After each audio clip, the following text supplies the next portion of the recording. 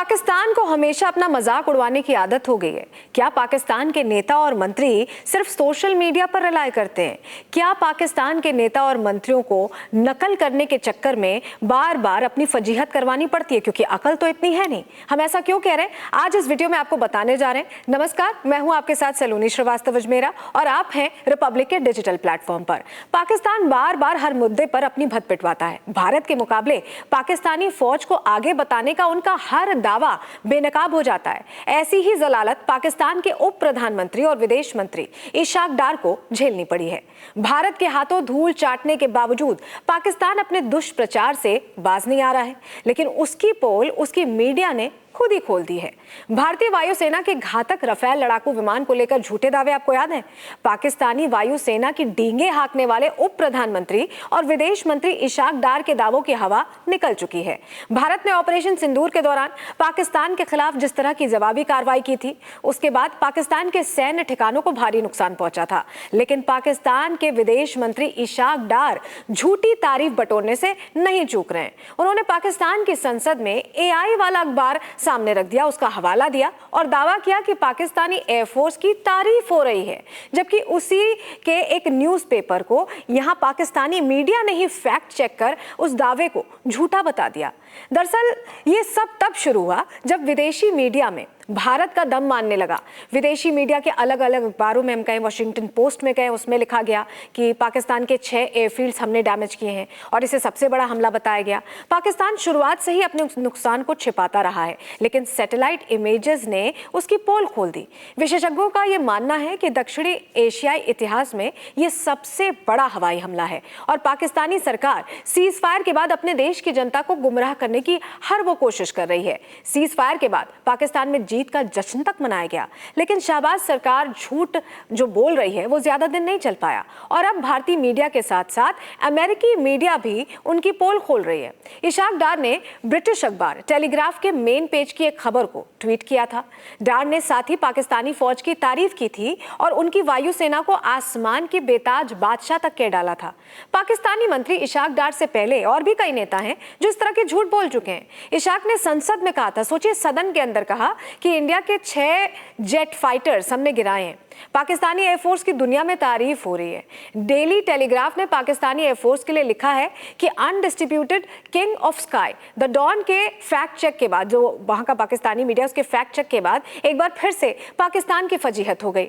डार को यह जरा भी एहसास नहीं था कि जिस खबर का वो हवाला दे रहे हैं वो फर्जी है, यानी ये सोशल मीडिया से ही चलते हैं। वो सीना ठोककर संसद में इस रिपोर्ट के आधार पर पाकिस्तानी फौज के कसीदे काटते रहे, लेकिन इशाक डार के इस दावे को उन्हीं के देश के एक पाकिस्तानी मीडिया के अखबार ने पूरी तरह से झूठा बता दिया।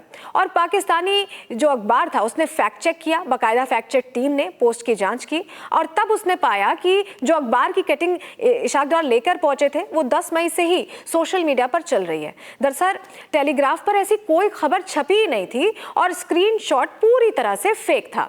पाकिस्तानी मीडिया ने उप प्रधानमंत्री इशाक डार और PM शहबाज शरीफ के बड़बोलेपन पर सवाल उठा दिया। सोचिए, पाकिस्तानी मीडिया ने उन पर सवाल उठा दिया और ऐसे में फिर से मजाक बन गए पाकिस्तानी विदेश मंत्री। पाकिस्तान के कई बड़े नेताओं और अधिकारियों ने इस फेक तस्वीर को अपने सोशल मीडिया अकाउंट पर शेयर किया, यानी वो अपनी आवाम को फिर से बेवकूफ बनाने में लग गए।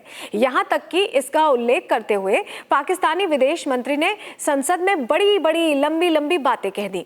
अब जब सच्चाई सामने आ गई है तो पाकिस्तानी विदेश मंत्री का जमकर मजाक उड़ रहा है, उन्हें जमकर ट्रोल किया जा रहा है। और ऐसा नहीं है कि इशाक डार पहले ऐसे चेहरे हैं, इससे पहले उनके सूचना मंत्री ट्रोल हो चुके हैं, क्योंकि उन्हें बहुत शौक है विदेशी मीडिया में जाकर इंटरव्यूज देने का। उन्हें और पाकिस्तान के रक्षा मंत्री की अगर हम बात करें, दोनों को, ख्वाजा आसिफ को भी बहुत शौक है। और जब वो इंटरव्यू देते हैं, जब उनसे सवाल पूछा जाता है कि आप किस भरोसे से कह रहे हैं कि आपने इतने एयरक्राफ्ट तबाह किए, तो वो कहते हैं कि हमें ये खबर जो है सोशल मीडिया से मिली है। तो आप आसानी से समझ जाइए कि पाकिस्तान के सूरत हाल कैसे हैं।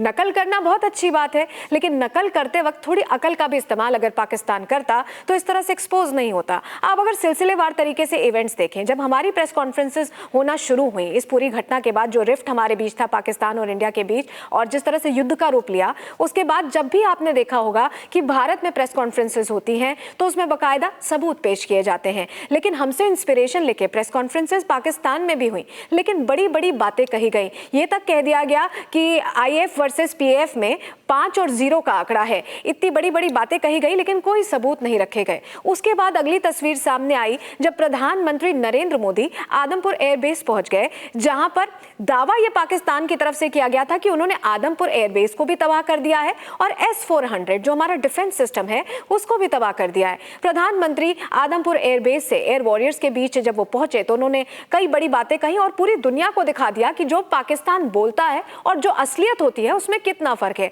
लेकिन इसकी सस्ती कॉपी सामने आई। शहबाज शरीफ पहुंचे एक किसी ऐसे फील्ड में जहां पे उन्होंने टैंक खड़ा कर दिया और ऐसा माहौल बनाया जैसे कि युद्ध का माहौल हो, और वहां उस टैंक पर खड़े होकर संबोधन करने लगे। कॉपी तो कर रहे थे लेकिन कॉपी करने के साथ ही उनके पास कुछ ऐसे साक्ष्य नहीं थे जो हमारे प्रधानमंत्री ने उस वक्त रखे थे, या जिस तरह से हमारे जब प्रधानमंत्री पहुंचे तो बैकग्राउंड में S-400 था जिसको तबाह करने का दावा किया जा रहा था, मिराज खड़ा था जो तैयार दिख रहा था, बहुत एग्रेसिव पोस्चरिंग में दिख रहा था। तो उस तरह की तस्वीर वो नहीं बना पाए और उसके बाद भी उनका मजाक उन्हीं की पाकिस्तानी अवाम ने जमकर उड़ाया। और आज ये जो तस्वीर सामने आई ये इसलिए सामने आई क्योंकि वॉशिंगटन पोस्ट की बात करें, न्यूयॉर्क टाइम्स की बात करें, इन अखबारों ने भारत की जो पिन पॉइंट स्ट्राइक्स थी या कहें कि प्रिसीजन स्ट्राइक्स थी उनकी तारीफ भी की और बाकायदा सैटेलाइट इमेजेस जारी की कि कैसे नुकसान पहुंचाए पाकिस्तान को। लेकिन बड़बोला पाकिस्तान अपनी हरकतों से बाज नहीं आया और इशाक डार ने एक फेक नैरेटिव, एक मिस इन्फॉर्मेशन फिर से फैलाने की कोशिश की, जिसके बाद उन्हीं के देश में उनको एक्सपोज कर दिया गया। तो समझने की जरूरत यह है कि आप अभी भी भारत से बहुत कुछ सीख सकते हैं, उसी नजर से भारत को देखें। कंपटीशन करेंगे तो हमेशा पीछे रहेंगे। इसी के साथ कल फिर हाजिर होंगे किसी डिटेल अपडेट के साथ। दीजिए इजाजत, नमस्कार।